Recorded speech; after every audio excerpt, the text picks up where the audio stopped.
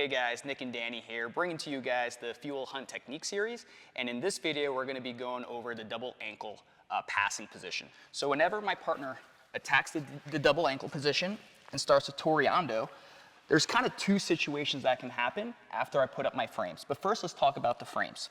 First, as he's circling, I'm unable to pummel my feet. That means I wasn't able to properly neutralize the grips. So what happens now? He's gonna be able to exit the danger zone. So I need to make sure that as he's flanking my guard, as he's circling around my guard, I put up frames, I put up walls, so he's unable to traverse the line of my hip. The worst thing you can do is not engage your frames and allow this person to pass your hip line, and now we're gonna have to deal with north-south passing. So let's prevent the north-south position from happening by putting up frames on the upper body. So my hand goes straight to the shoulder, preventing that shoulder from coming towards me, and I'm gonna put up this other frame right below the knee on the shin bone. If I'm too low, they can usually drop their knee to the mat. And if I'm too high, they can usually still exactly drop their knee to the mat. So if we position our frame right below the knee, that's just the perfect spot to prevent them from dropping that knee to the mat. And now we have frames on both the upper body and the lower body. Now, two situations can happen now. Either I feel like I can pummel my feet first, right? So let's rotate. Either I'm gonna be able to pummel my feet first at this instance and then square up.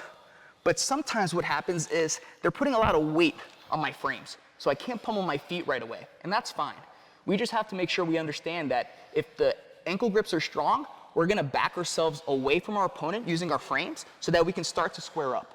And as we look to square up, now I'm in the position where I can put my head on the floor and make my legs strong to pummel. Okay, so again, they're going double ankles toreando. I wasn't able to pummel right away, so I intercept them with frames and I make sure that my frames are locked out. If your arms are bent, you're gonna be engaging your muscles, and your muscles aren't strong enough usually to support their weight, especially if you're going against a stronger opponent. So make sure you're relying on your skeletal structure. This way I can keep them up for as long as needed until I pummel my legs back in. So again, if I can pummel my feet right away, I'll do so, and now I'll square up. But if I feel like they're being super strong on the ankles, no worries. Focus on chest escaping, getting yourself back into an alignment where your head's in line with their head. And just like Danny said in the previous video, putting them back in the danger zone by pummeling your feet, your pinky toes back on top of the wrists where we can start looking to attack. Now, one thing I will mention, there's two kind of ways we can pummel our feet. So if the elbow's open, usually I'm gonna look to pummel my toes to the inside. So the elbow's open, there's nothing really blocking my feet from just pummeling through the inside space. Now I can square up.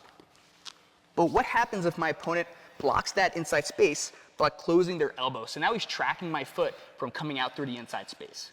If this happens, no worries. I'm gonna look to egg beat my leg over the top. I can do this by circling my foot and my heel over the forearm. If I feel like I need to assist this, that's fine as well.